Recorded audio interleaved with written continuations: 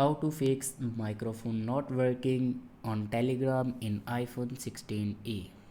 So let's start the video. First of all, if you want to fix this problem, then firstly open your app store and then search here Telegram.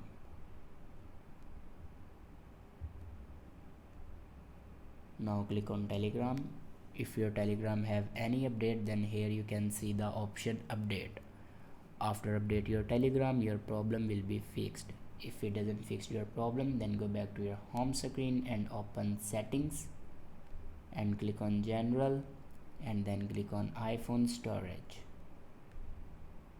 Now here you can see the option Telegram. Now click on it and then here you can offload your Telegram app and reinstall it. After doing these steps, your problem will be fixed.